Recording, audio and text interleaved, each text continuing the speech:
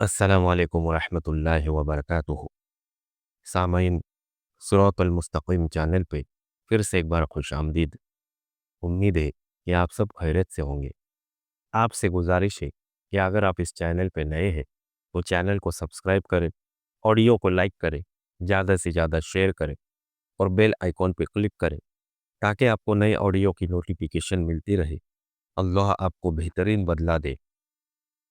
शमशीर बिन याम हज़रत खालिद बिन वलीद रज़ियल्लाहु अन्हु की दास्तान शुजाअत इनायतुल्लाह अल्तमश। बिस्मिल्लाहिर्रहमानिर्रहीम। आतिश परस्तों का सालार बहमन जाज़विया उर्द शहर से नया हुक्म लेने के लिए मदाइन पहुंच चुका था, लेकिन शाही तबीब ने उसे रोक लिया। अगर कोई अच्छी खबर लाए हो तो अंदर चले जाओ, तबीब ने कहा। अगर अच्छी खबर नहीं तो मैं तुम्हें अंदर जाने की इजाज़त नहीं दे सकता। खबर अच्छी नहीं, जाज़विया ने कहा। हमारी फौज तीसरी बार शिकस्त खा चुकी है। अंदर जगर ऐसा भागा है कि लापता हो गया है। जाज़विया, तबीब ने कहा, उर्द शहर के लिए इससे ज्यादा बुरी खबर और कोई नहीं हो सकती। अंदर जगर को तो किसरा उर्द शहर अपनी जंगी ताकत का सबसे ज्यादा मजबूत सतून समझता था।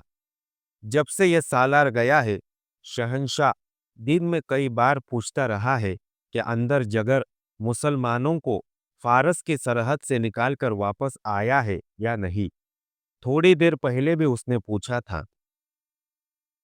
मोहतरम तबीब, जाज़विया ने कहा, क्या हम एक हकीकत को छुपाकर गलती नहीं कर रहे? किसरा को किसी न किसी दिन तो पता चल ही जाएगा। जाज़विया, तबीब ने कहा, मैं तुम्हें खबरदार करता हूं कि तुमने ये खबर शहंशाह को सुनाई तो उसका खून तुम्हारी गर्दन पर होगा।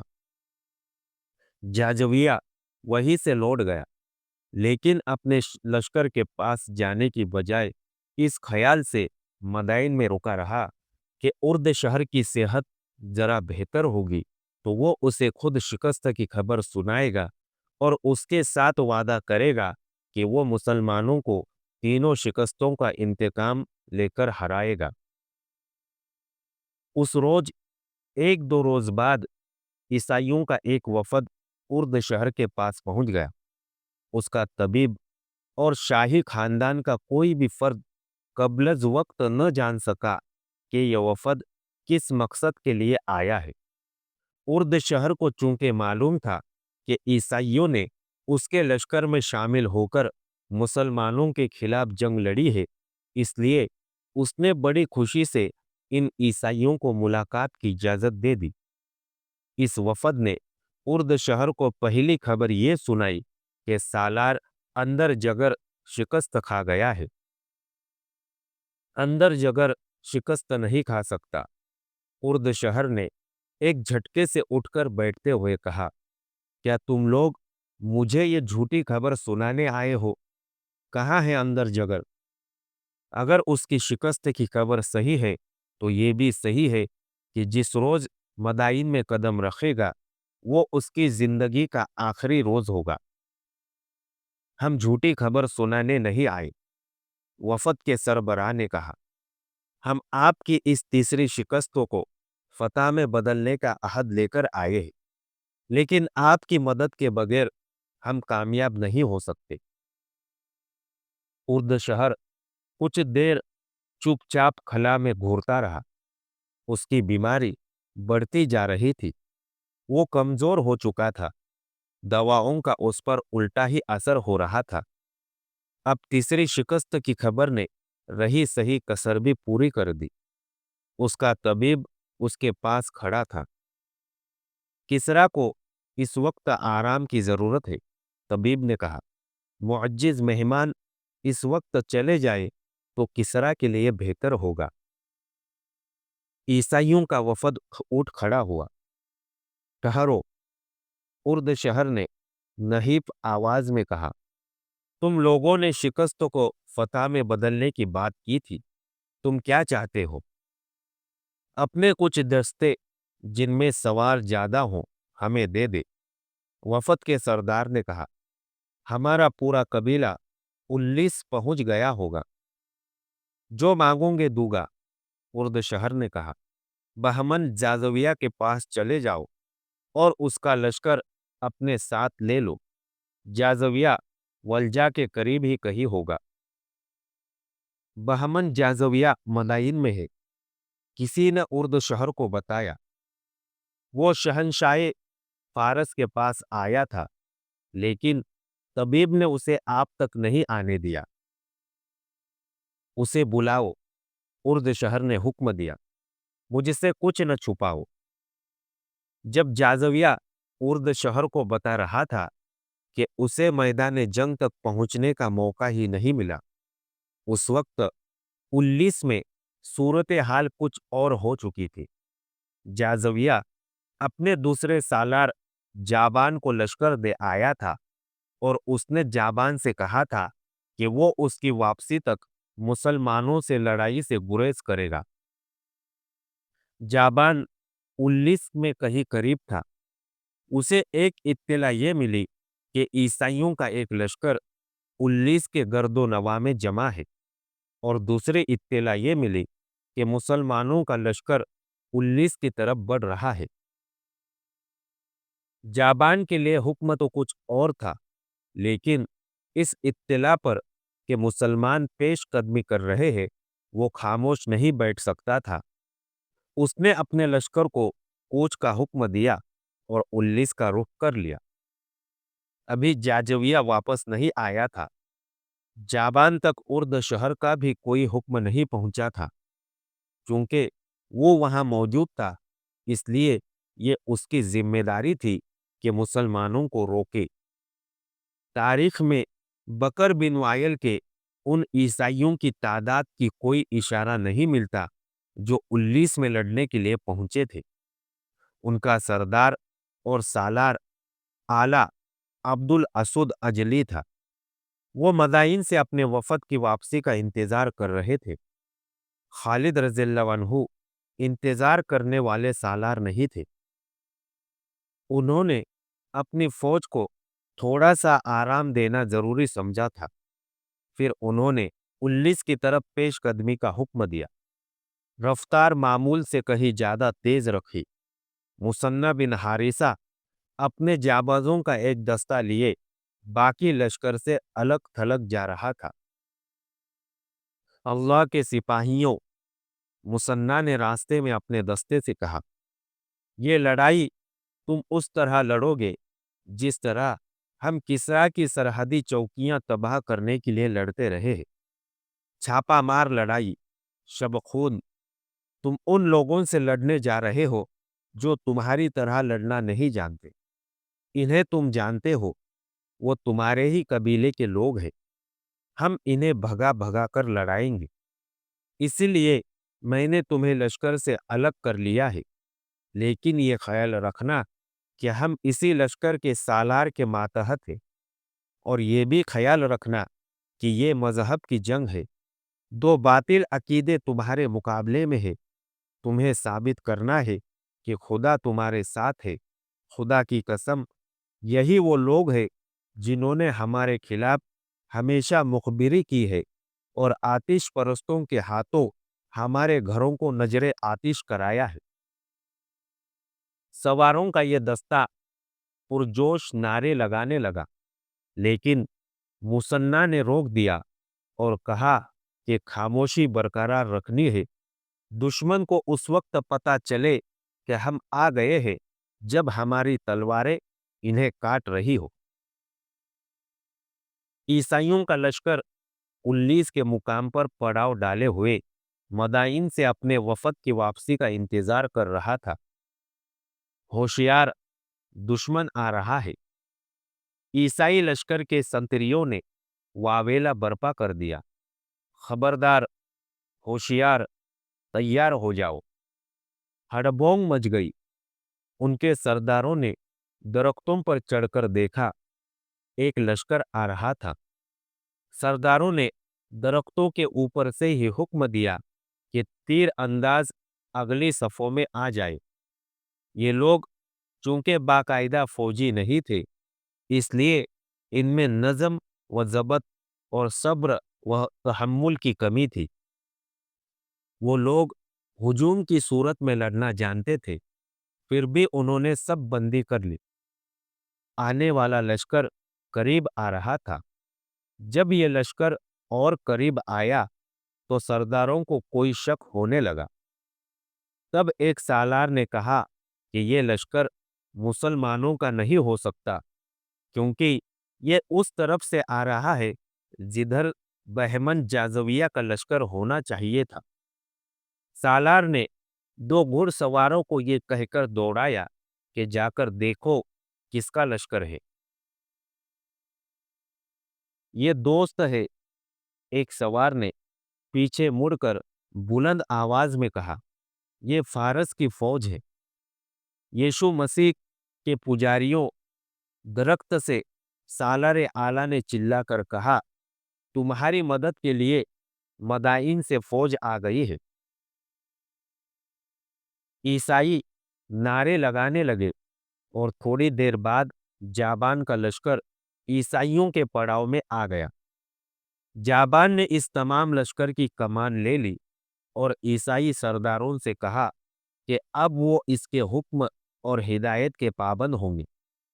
جابان نے عیسائیوں کا حوصلہ بڑھانے کے لیے پرجوش تقریر کی، جس میں اس نے بتایا کہ اب انہیں پہلی تینوں شکستوں کا انتقام لینا ہے، اور تم اپنی جوان عورتوں کو بھی ساتھ لائے ہو۔ جابان نے کہا، اگر تم ہار گئے تو یہ عورتیں مسلمانوں کا مال غنیمت ہوں گی، انہیں وہ لونڈیا بنا کر لے جائیں گے، انہی کی خاطر اپنی جانیں لڑا دو۔ عیسائیوں کے صفوں میں جوش و خروش بڑھتا جا رہا تھا۔ وہ تو پہلے ہی انتقام کی آگ میں جل رہے تھے، اب اپنے ساتھ فارس کا ایک منجم لشکر دیکھ کر وہ اور زیادہ دلیر ہو گئے۔ مدینہ کی فوج کی پیش قدمی خاصی تیز تھی۔ مثنیٰ اپنے دستے کے ساتھ دائیں طرف کہیں آگے نکل گیا تھا۔ وہ سرسبز اور شاداب علاقہ تھا، درختوں کی بہتات تھی، ہری جھاڑیاں اور اونچی گھاس بھی تھی۔ تھوڑی دور جا کر آدمی نظروں سے اوجھل ہو جاتا تھا۔ یہ وہ علاقہ تھا جہاں فارس کے بڑے بڑے افسر سیر و تفریح اور شکار وغیرہ کے لیے آیا کرتے تھے۔ 19 سے آگے ہیرا ایک شہر تھا جس کی اہمیت تجارتی اور فوجی لحاظ سے خاصی زیادہ تھی۔ آبادی کے لحاظ سے یہ عیسائیوں کا شہر تھا جو ہر لحاظ سے خوبصورت تھا۔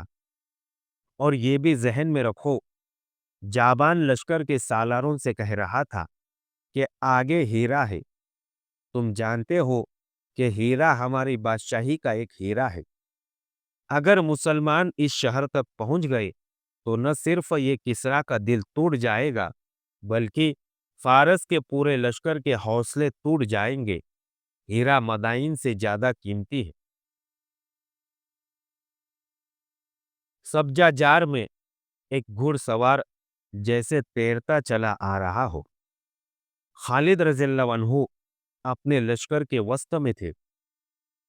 کسی اور کو اس سوار کی طرف بھیجنے کی بجائے انہوں نے اپنے گھوڑے کو ایڑ لگائی اور اس سوار کو راستے میں جا لیا۔ وہ مثنیٰ بن حارثہ کے دستے کا ایک سوار تھا۔ ابن حارثہ کا پیغام لایا ہوں، سوار نے خالد رضی اللہ عنہ سے کہا۔ 19 کے میدان میں آتش پرستوں کی فوج بھی آ گئی ہے۔ ابن حارثہ نے کہا ہے کہ سنبھل کر آگے آئے۔ فوراً واپس جاؤ، خالد رضی اللہ عنہ نے سوار سے کہا، اور مثنیٰ سے کہا کہ مجھ تک اڑ کر پہنچے۔ مثنیٰ کا قاصد یوں غائب ہو گیا جیسے اسے زمین نے نگل لیا ہو۔ اس کے گھوڑے کے ٹاپ کچھ دیر تک سنائی دیتے رہے جو درختوں میں سے گزرتی ہوا کی شاں شاں میں تحلیل ہو گئے۔ خالد رضی اللہ عنہ واپس اپنے لشکر میں آئے اور اپنے سالاروں کو بلا کر انہیں بتایا کہ آگے صرف بکر بن وائل کے لوگ ہی نہیں बल्कि मदाइन का लश्कर भी उनके साथ आ मिला है। उन्होंने अपने सालारों को यह भी बताया कि मुसन्ना बिन हारिसा आ रहा है। उन्होंने पहले की तरह सालार आसिम बिन उमरो और सालार ऐदी बिन हातिम को दाएं और बाएं पहलू में रखा। ज्यादा देर नहीं गुजरी थी कि मुसन्ना यूं आ पहुंचा जैसे वो वाकई उड़कर आया हो। इब्न हारिसा खालिद रज़ियल्लाहु अन्हु ने कहा, क्या तुमने अपनी आंखों से फारस के लश्कर को ईसाइयों के साथ देखा है? मुसन्ना बिन हारिसा ने सिर्फ देखा ही नहीं था, बल्कि उसने जांबाजी का मुजाहिरा करके बहुत कुछ मालूम कर लिया था। उसने अपने जासूस आगे भेज रखे थे। उन्होंने इसे इत्तला दी थी कि मदाइन की फौज ईसाइयों से आ मिली है। मुसन्ना ने पूरी मालूमात हासिल करने का इरादा कर लिया। रात को उसने अपने साथी 3 सवार लिए और दुश्मन के पड़ाव के करीब जाकर घोड़ों से उतरे और इन्हें एक दरख्त के साथ बांध दिया। वहां से वो छुप छुप कर और जहां जरूरत पड़ी वहां पेट के बल रेंग कर पड़ाव के करीब चले गए। आतिश परस्तों के संतरी पड़ाव के इर्द गिर्द घूम रहे थे। ये सफर 12 हिजरी के वस्त की रातें थी। आधे चांद की चांदनी थी, जो फायदा भी दे सकती थी और नुकसान भी। 2 संतरी इनके सामने से गुजर गए। इन्हें पीछे से जाकर पकड़ा जा सकता था, लेकिन इनके पीछे पीछे एक घुड़सवार आ रहा था। उसने अपने संतरियों को आवाज देकर रोक लिया और इनके पास आकर इन्हें बेदार और होशियार रहने को कहने लगा। वो कोई कमांडर मालूम होता था। मुसलमान रात को हमला नहीं कर सकते, एक संतरी ने कहा, फिर भी हम बेदार और होशियार हैं। तुम सिपाही हो, घुड़सवार ने हुक्म के लहजे में कहा। जो हम कमांडर जानते हैं वो तुम नहीं जानते। मुसलमानों का कुछ पता नहीं, वो किस वक्त क्या कर गुजरे। इन्हें आम किस्म का दुश्मन न समझो। क्या तुमने मुसन्ना बिन हारिसा का नाम नहीं सुना? क्या तुम नहीं जानते कि किसरा ने मुसन्ना के सर की कीमत कितनी मुकर्रर की है? तुम अगर उसे जिंदा या मुर्दा पकड़ लाओ या उसका सिर्फ सर पेश कर दो तो तुम मालामाल हो जाओगे, लेकिन तुम उसे पकड़ नहीं सकोगे।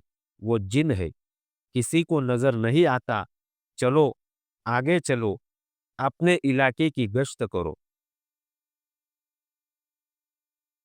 संतरी आगे निकल गए और घुड़सवार वही खड़ा रहा। मुसन्ना बिन हारिसा अपने 3 जाबाजों के साथ एक घनी झाड़ी के पीछे छुपा हुआ था। घुड़सवार उस तरफ जाने की बजाय जिस तरफ संतरी चले गए थे, दूसरी तरफ चला गया। घोड़े पर उसे पकड़ना खतरे से खाली नहीं था।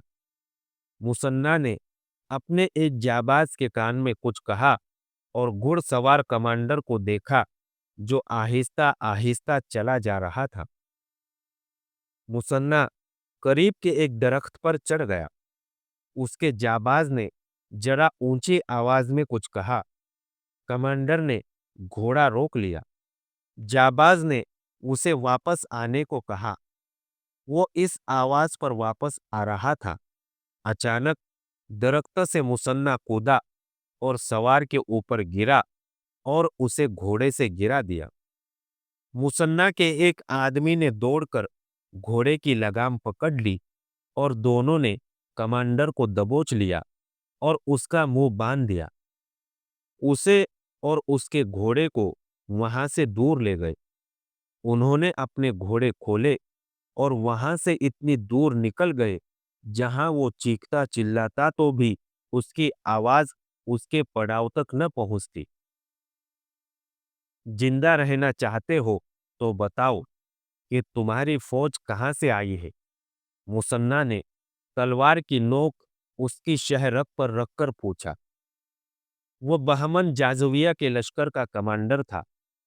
اس نے جان بچانے کی خاطر سب کچھ بتا دیا، یہ بھی کہ جازویہ مدائن چلا گیا ہے اور اس کی جگہ جابان سالار ہے، اور بکر بن وائل کا لشکر انہیں اتفاق سے مل گیا ہے۔ اس نے یہ بھی بتایا کہ اس قبیلے کے کچھ سردار مدائن سے فوج اپنے ساتھ لائیں گے۔ کیا تمہیں معلوم ہے کہ مدینہ کی فوج کہاں ہے؟ مسنہ نے اس سے پوچھا۔ وہ بہت دور ہے، کمانڈر نے جواب دیا۔ ہم اس پر حملہ کرنے جا رہے ہیں، شاید 2 روز بعد۔ جب اسے ہر ایک بات معلوم ہو گئی تو اسے ہلاک کر کے لاش وہی دفن کر دی گئی۔ سورج طلوع ہو چکا تھا جب مسنہ بن حارثہ خالد رضی اللہ عنہ کو یہ روداد سنا رہا تھا۔ تعداد کا اندازہ کیا ہے؟ خالد رضی اللہ عنہ نے پوچھا۔ صحیح اندازہ مشکل ہے ابن ولید، مسنہ نے کہا۔ ہماری اور ان کی تعداد کا تناسب وہی ہے جو پہلے تھا۔ وہ ہم سے 4 گنا نہیں تو 3 گنا سے یقیناً زیادہ ہے۔ خالد رضی اللہ عنہ نے اپنی فوج کو روکا نہیں تاکہ وقت ضائع نہ ہو اور دشمن کو بے خبری میں جا لے۔ انہوں نے چلتے چلتے اپنے سالاروں سے مشورے لیے، خود سوچا اور احکام دیے۔ ان عربوں کے متعلق آتش پرستوں کے سب سے زیادہ جری اور تجربہ کار سالار ہرمز نے کہا تھا کہ یہ لوگ صحرا کے رہنے والے ہیں اور صحرا میں ہی لڑ سکتے ہیں۔ ہرمز نے یہ بھی کہا تھا کہ وہ انہیں ولجا اور فرات کے اس علاقے میں لڑائے گا جس میں درخت، جھاڑیاں، گھاس اور کہیں دلدل ہے، لیکن ہرمز کے خواب اسی سرسبز اور دلدلی علاقے میں ٹوٹ ٹوٹ کر بکھر گئے تھے۔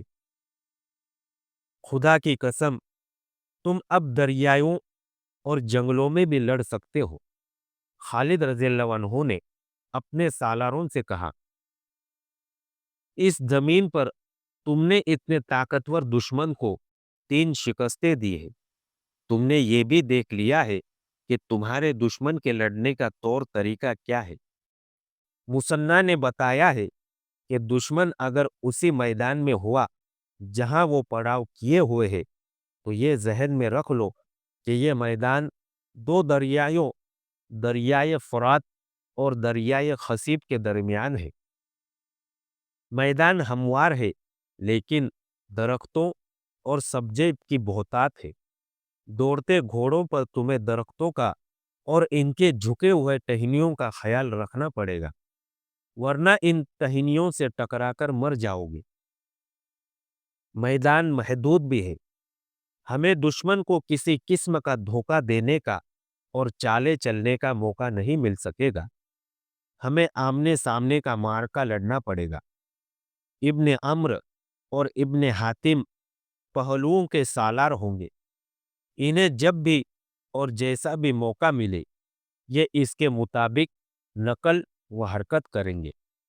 اپنے کمانڈروں کو یہ بتانا ضروری ہے کہ آمنے سامنے کی لڑائی میں جذبے کی اور شدت اور جسمانی پھرتی اور مضبوط حوصلے کی ضرورت ہوتی ہے۔ ابن حارثہ، تم ہمارے پابند ہو کر نہیں لڑو گے۔ تمہارے ساتھ پہلے طے ہو چکا ہے کہ تم اپنے انداز کا معرکہ لڑو گے، لیکن تم یہ احتیاط کرو گے کہ تمہارے سوار ہمارے راستے میں نہ آئے۔ تم نے اپنے سواروں کو یہی تربیت دے رکھی ہے، انہیں اسی طرح استعمال کرو، لیکن اندھا دھن نہیں۔ نظم و ربط بہت ضروری ہے۔ ابن ولید، مسنہ بن حارثہ نے کہا، تجھ پر اللہ کی رحمت ہو، تو نے جیسے کہا ہے تجھے ویسا ہی نظر آئے گا۔ کیا تو مجھے اجازت دیتا ہے کہ میں اپنے دستے میں چلا جاؤں؟ میں تجھے اللہ کے سپرد کرتا ہوں حارثہ کے بیٹے، خالد رضی اللہ عنہ نے کہا۔ جا، میدان جنگ میں ملیں گے یا میدان حشر میں۔ مسنہ نے گھوڑے کو ایڑ لگائی اور پلک جھپکتے نظروں سے اوجھل ہو گیا۔ اس کے ساتھ اس آتش پرست کمانڈر کا گھوڑا بھی تھا जिसे उसने कत्ल कर दिया था, वो ये घोड़ा खालिद के लश्कर को दे गया था। इतनी थोड़ी तादाद में और इतने महदूद वसाइल के भरोसे मदीना के मुजाहिदीन उस लश्कर पर हमला करने जा रहे थे, जिसकी तादाद उनसे 3 गुना से भी ज्यादा थी और जिसके हथियार भी बेहतर थे और जिनके सर लोहे के खोदों से और चेहरे लोहे की जंजीरों से ढके हुए थे। उनकी टांगों पर जानवरों की मोटी और खुश्क खालों के खोल चढ़े हुए थे। मुजाहिदीन के दिलों में कोई खौफ न था, जहनों में कोई वहम और वसवसा न था। उनके सामने एक पाक और अजीम मकसद था। उनकी निगाहों में अपने अल्लाह, रसूल सल्लल्लाहु अलैहि वसल्लम और मज़हब की अजमत थी।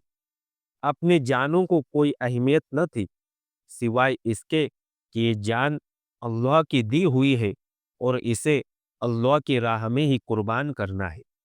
अपनी जिंदगी देकर वो इस्लाम को जिंदा रखने का अहद किए हुए थे। वो घरों से, अपनी बीवियों से, अपनी माओं बहनों और बेटियों से दूर ही दूर हटते जा रहे थे। उनके शब वो रोज खाक व खून में गुजर रहे थे। जमीन उनका बिछोना थी और ऊपर आसमान था। बातिल की चट्टानों से टकराना, कुफ्र के तलातुम को चीरना और दुश्मन दीन की अजाइम को कुचलना उनकी इबादत थी। उनकी जुबानों पर अल्लाह का नाम था।